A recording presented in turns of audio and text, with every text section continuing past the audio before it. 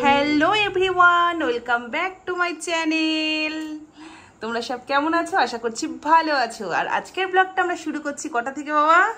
রাত 10টা 2 থেকে। 10টা 2 থেকে। এই ব্লগটা কিন্তু গতকালকেও যাবে না, তার পরের দিন যাবে, ঠিক আছে? কালকে আমরা একটা জায়গায় যেতে চলেছি। কোথায় ওটা বলা যাবে না, ওটা তোমরা ভিডিও দেখলেই পেয়ে যাবে। আচ্ছা ঠিক আছে, পুরো ভিডিওটা কন্টিনিউ করো, তাহলে পেয়ে যাবে। আর এই দেখো আমার ননায়ের এটা খাবার, কেন বলো তো? তেলের গ্রেভি। এই যে দেখো রাতের বেলায় খাবার। এই যে আগের দিন তো দেখলে তোমরা যে বড়ার ঝোল করেছিলাম দুপুরবেলাতে, এই যে বাবাকে দিয়ে অর্ডার করে আনিয়েছে, বুঝেছো? তাও আবার কি দোকান থেকে আনা করিয়েছিস? টিপটপ। ওইখান থেকেই খাবো পাপা, ওখান থেকে পাপার ডিউটি অন্য জায়গায়, আর ওর জন্য সেই ওই প্রান্ত থেকে ওই প্রান্ত গিয়ে ছেলের অর্ডার রাখতে নিয়ে চলে এসেছে। আর এদিকে বড়ার ঝোল দেখো আমার পড়ে রয়েছে, কাঁদছে, বুঝেছো? এই হচ্ছে আমাদের ব্যাপার। তো যাই হোক, চলো আজকের থেকে কন্টিনিউ করলাম। আর এই যে এটা দেখতে পাচ্ছ, এটা এরকম ভাবে সাজানোর কারণ হচ্ছে আমার ছেলের বার্থডেও না, কিছুও না, জাস্ট ফর একটা কন্টেন্ট তৈরি হবে। চলো আজকের মতো গুড নাইট করে দাও বাবা। আজকের মতো good night, tata. Hello everyone, welcome back to my channel. চলে এসেছি আমি পিউ ফ্রম দুর্গাপুর। সবাই কেমন আছো? আশা করছি সকলেই ভালো আছো। Good morning. আজকে হচ্ছে 8ই জুন। আজকে কিন্তু খুব ভাইটাল একটা দিন। যাচ্ছি তো মিট আপে, কিন্তু তাছাড়াও ভাইটাল কি দিন সেটা তো আগের দিন ব্লগে তোমাদেরকে বলেছি। চাতক পাখির মতো চেয়ে বসে আছি কখন জুগারবাগ একটু দয়া করবে, সেই ভোর রাত থেকে দেখছি। জানি না কতটা কি ঠিক হবে। তো চলো এখন যাচ্ছি হচ্ছে পার্লারে, একটু সাজুগুজু করবো, যদিও সেরকম কিছু না, জাস্ট চুল টুল কিছু বাঁধবো না, মুখটা একটু মেকআপ করবো, চলে আসবো। যেহেতু একা একা করতে পারি না। এদিকে তোমাদের দাদাভাই দেখো দাঁড়িয়ে আছে, দেখেছো? তো চলো বেশি দেরি করবো না, অনেকটা লেটই হয়ে গেছে।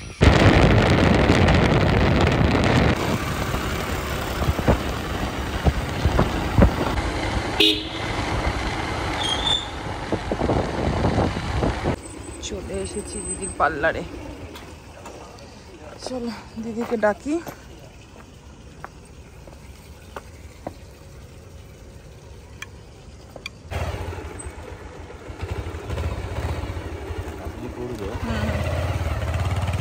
চলো ফাইনালি চলে এসেছি দিদির পার্লারে।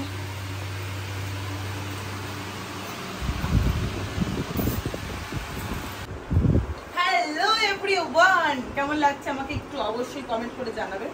যদিও আমার এই শাড়িটার সাথে এই সাজটা একটু বেশি বেশি হয়ে গেছে, কিন্তু শাড়িটা জানো তো মিশো থেকে নিয়েছি। শাড়িটা দেখতে সুন্দর, খারাপ না, বাট খুব ছোট, মানে আমার হাইট অনুযায়ী শাড়িটা প্রচণ্ড ছোট।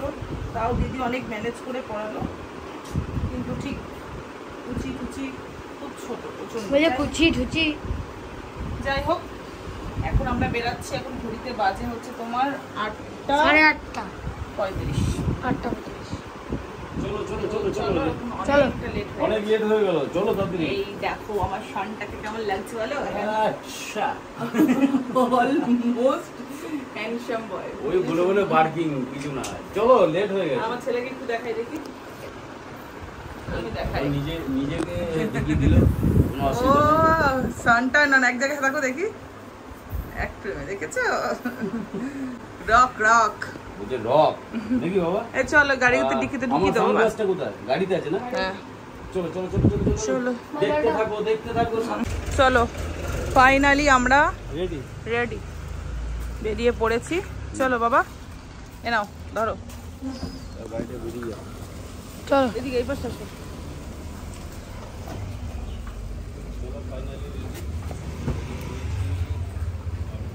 এসি চালাও, এসি চালাও, এসি চালাও।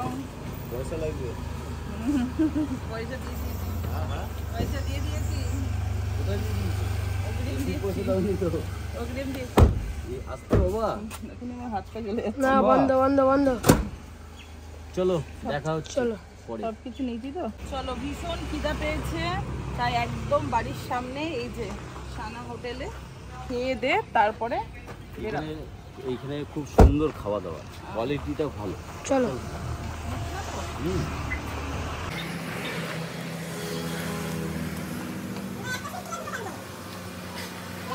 চলো ফাইনালি আমরা খেতে বসে পড়েছি। এই দেখো এরা খাচ্ছে। বাঙালিরা যে মুড়ি ঘুগনি চপ খায় জানা ছিল না, এদেরকে দেখে জানতেও পারবে না। এটাই পেটটা ঠান্ডা রাখবে গরমকাল।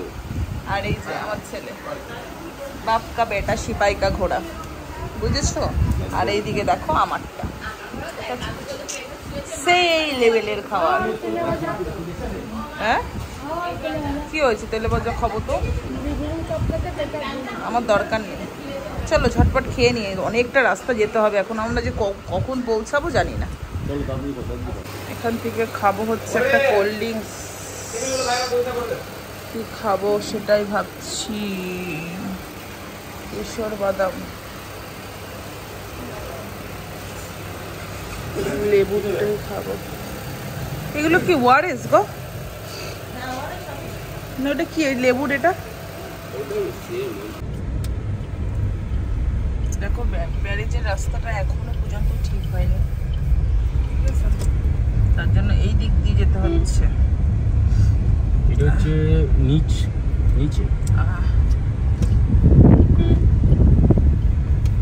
এটা হচ্ছে একদম যেটা 32টা গেটের জল যায় সেইখান থেকে রাস্তা এখন করা হয়েছে। আচ্ছা এবার বুঝতে পেরেছি, চিনতে পেরেছি। এর আগেও তো ঘুরে গেছো, এখনো এখন চিনতে পারলে? হ্যাঁ বুঝতে পেরেছি। চলে এসেছি আমরা কোথায়? এখানে তেল ভরতে না, ওই যে ডিজেল ওইদিকে। না পেট্রোল ভরবো। কতক্ষণ লাগবে গো? কতক্ষণ লাগবে? কতক্ষণ লাগবে? বাবা এত বিরক্ত হলে হয় না রে বাবা, সবসময় করছি তো। এখানে দাঁড়িয়েছিলাম একটু ভিডিও শুট করার জন্য। এখন আমরা চলো চলো চলো চলো, পৌঁছাতে পারিনি এখনো। কটা বাজলো গো? অনেক বাজে, 11টা। চলো, এমন জায়গায় দাঁড় করেছে গাড়ি, আমার যাওয়ার রাস্তা নেই। ও পড়ে না যাই গো, জঙ্গলে ঠঙ্গলে দাঁড় করে দিচ্ছি।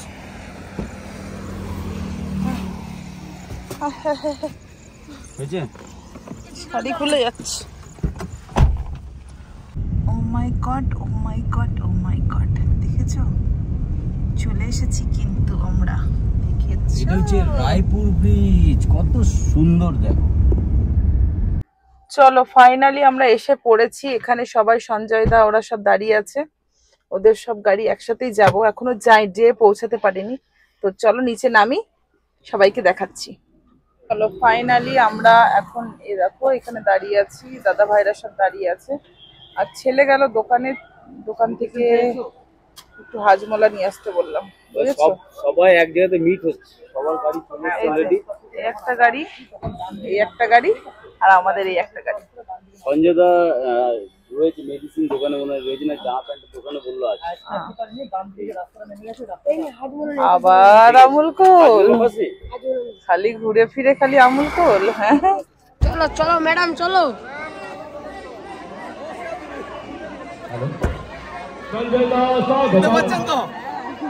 রাহুল ভালো আছেন? ভাই ভালো, ভালো তো। আমি সেই সঞ্জয় বাগচি উপস্থিত হয়েছেন আমাদের মধ্যেই। আর কিছুক্ষণের মধ্যেই তিনি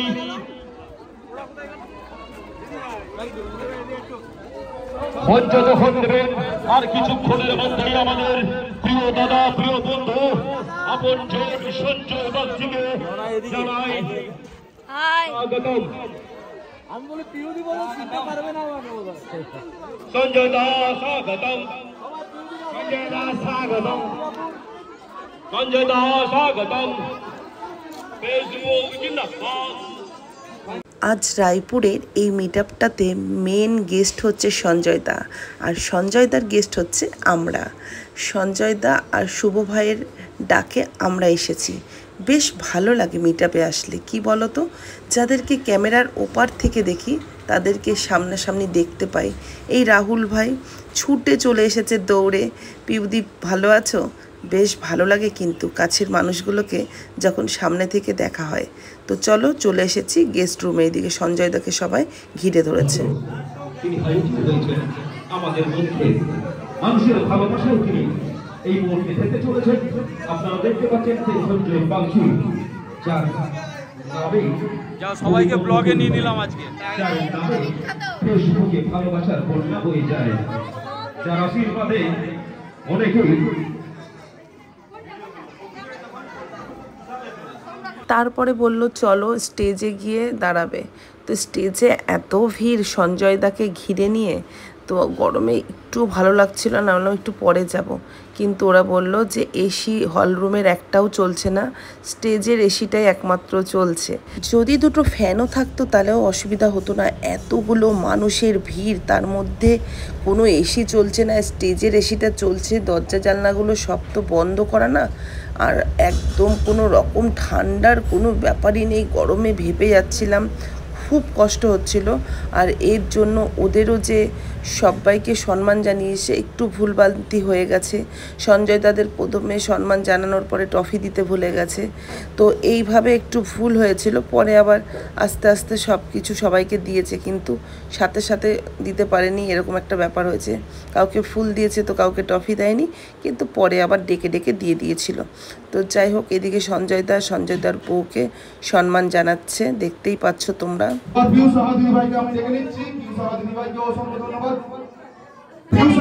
আমাদের পিয়ুষ সাহা দিদি ভাইকে, ওনাকে বরণ করে নেওয়া হবে। পিয়ুষ সাহাকে বরণ করছে সভাপতি মিঠু কুম্ভকার। এই অনুষ্ঠানটার সভাপতি পদে যিনি আছেন মিঠু কুম্ভকার, উনি বরণ করে নিচ্ছেন আমাদের এই দিদি ভাইকে।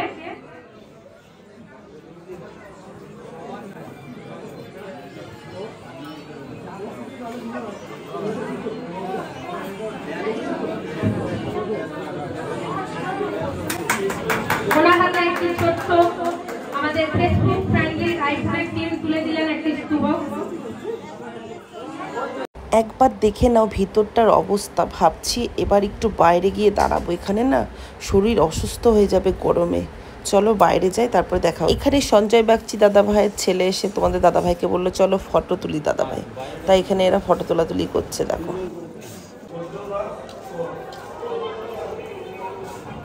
সত্যি কথা বলতে কারোর সাথে এইবার আমি একদম দেখা করতে পারিনি, এসেছে সবাই দেখেছো, এত গরম, এসি একটা চলছে আর বাকিগুলো চলছে না, আর এত লোকের ভিড়ে এসি চলে, তো ওর জন্য গরমে ভেপে গেছিলাম, নিচে নেমে গেছিলাম, দেখো স্নান করে গেছি পুরো।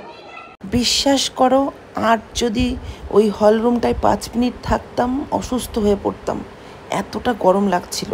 এটা হচ্ছে একটা আলুর আড়ত, উপরে প্রচুর ফ্যান চলছে 4-5টা করে, তার জন্য এখানে সবাই রিল্যাক্সে দেখো ভিডিও শ্যুট ফটোশ্যুট করা শুরু করে দিয়েছে, বিশেষ করে আমাদের সব টিমটা।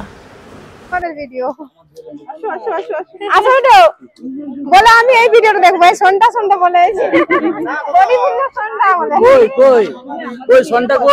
ওর সঙ্গে একটা ভিডিও বানানোর খুব ইচ্ছা আছে। এই যে খুদে বাচ্চাটা দেখতে পেলে, এই বোনের বাচ্চা, তোমরা তো বুঝতেই পেরেছো আশা করি। বাচ্চাটা হচ্ছে তোমাদের দাদাভাই আর ননায়ের বিগ ফ্যান, খুব ভালোবাসে তোমার দাদাভাই আর ননায়ের ভিডিও দেখতে।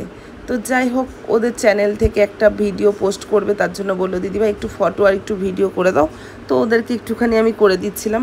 আর আমাদের ভিডিও তো শেষই হচ্ছে না, দেখো পিছনে সবাই মিলে ভিডিও কন্টিনিউয়াস করে যাচ্ছে, এদিকে পেটের মধ্যে ব্যাং চুচু করছে খিদাতে, কিন্তু কি করব, ওরা যখন থামছে আবার আমরা শুরু করছি, এই চলছে। কারণ কি বলো তো, যতক্ষণ আছি ততক্ষণ যেটুকু ক্যামেরা বন্দি করে নিয়ে যাব সেটুকুই কিন্তু তোমাদের সামনে তুলে ধরতে পারবো। সবারই কিন্তু সেই মানসিকতা নিয়েই গেছে যে এক ফ্রেমে যাদেরকে ক্যামেরার ওপার থেকে দেখি, সবাই একসাথে হয়ে এক ফ্রেমে থাকার একটা আলাদাই মজা।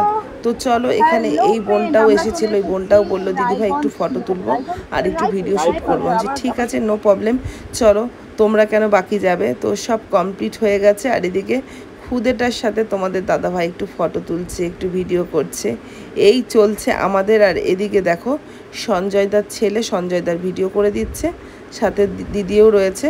তো এই সব কমপ্লিট হবে, তারপরে আমরা যাব খেতে। জানি না আমাদের জন্য খাবার বেঁচে থাকবে কিনা, কারণ লোক তো কম হয়নি, আর দেখা যাক। এবার হল রুমে তো ভীষণ একটা কষ্ট পেয়েছিলাম গরমে, এবার আমি জানি না খাওয়ার ওখানে কিরকম কি সিস্টেম আছে, তো ওখানে গেলে জানতে পারবো। দেখতে পাচ্ছ দাদা, এদিকে বৌদি, আরো সব রয়েছে। যাই হোক একটু করে নি, তারপরে আসছি। ঘর থেকে কোথাও বেরোলে না ভিডিও ছাড়ার খুব সমস্যা হয়ে যায়। এখানে একদম নেটের কোনো রকম ব্যবস্থা নেই, মানে নেট কোনো রকমই হচ্ছে না, সেই কারণের জন্য ভিডিও ছাড়তে পারছি না। আর এদিকে দেখো খাওয়া লাগে, ঠিক আছে, সব দাঁড়িয়ে আছে ঘরে। কি শান্তি! অনেকটা টাইম হয়ে গেল, 15 খিদে পেয়ে গেছে। তোমার ব্লগ এন্ড করে দিয়েছো? না, ঘরে গিয়ে নাহলে রাস্তায় গাড়িতে। ফিশটা কিনতে কখন যাবে? অ্যাকুরিয়ামের ফিশ। এই সেই অ্যাকুরিয়াম নিয়ে পড়েছে, ওর মাথার মধ্যে ঢুকেছে অ্যাকুরিয়াম। আজকে যাবো হবে তো? মাছ তুই নিয়ে এসে আর আমি অ্যাকুরিয়ামে মাছ ধরবো না। চলো খেয়ে নি, ট্রেন পরে বেরিয়ে আবার তোমাদের সাথে দেখা হচ্ছে। যে নয়, চলো সবাই খাওয়া দাওয়া কমপ্লিট করে এবার আমরা রওনা দেব। দাদারা বলছে মুকুটমণিপুর যাবে, কিন্তু আমার কিটিসোনাকে রেখে এসেছি তো আমার যাওয়া হবে না, তাই এখন আমাকে বাড়ির দিকেই রওনা দিতে হবে। দেখি এবার দাদারা কি বলে। দেখো গাছে কত আম, যেখানে মিট আপে এসেছি দেখেছো, একদম হাতের সামনে আম। চলো আর দেরি করে লাভ নেই, এবার বেরিয়ে যেতে হবে। চলো চলো চলো, এই যে দাদারা উঠে গেল, এবার আমরা উঠবো। এই দেখো আমার ছেলের পায়ানটা নোংরা হয়ে গেছে, এটা কন্টেন্ট বানাতে গিয়ে পড়বে গেল। এই এভরিবডি চলো চলো, আবার দেখাবে রাস্তায়, চলো। হ্যাঁ একদম, হ্যাঁ হ্যাঁ হ্যাঁ, তোমার নাম্বার দাও। চলো ফাইনালি আমাদের 3টে গাড়ি ছেড়ে দিয়েছে। ব্ল্যাক গাড়িতে গাড়ি আছে, ও ব্ল্যাকটাতে হচ্ছে সঞ্জয় দা আছে, সেকেন্ডটাতে শুভ ভাই আছে, আর থার্ড আমরা রয়েছি, আর পিছনে আর একটা আছে।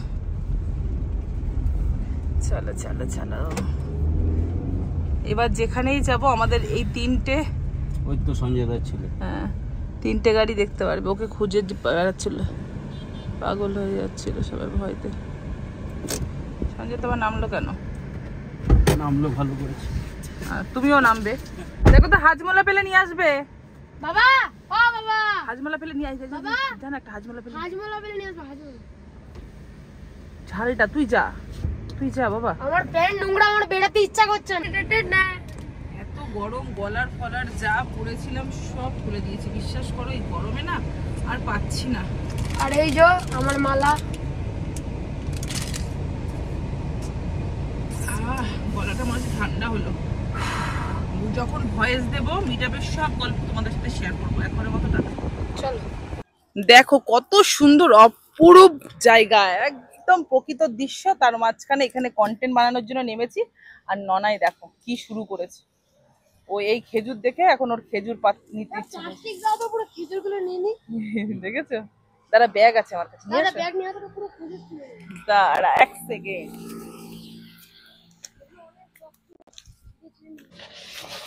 দাও তো, আমি যাচ্ছি, আমি এটা রাখি মাইকটা। ফাইনালি আমরা চলে এসেছি দুর্গাপুরে। এসে আমরা বাড়ি যাইনি, ডাইরেক্ট মুচিপাড়াতে এসেছি। এখানে একটু দেখতে এসেছিলাম যে ওই টেম্পেলগুলো কিনবো ঘরের ঠাকুরটাকে নিচের শিফট করার জন্য, কিন্তু দুঃখের বিষয় দোকানটা খুঁজে পাইনি। এখানে তো সব মার্বেলের জিনিস পাওয়া যায়, তবে সেট পাথরের নেব না। যেদিন উপরে ঘর করতে পারবো সেদিনই সেট পাথরের নেব।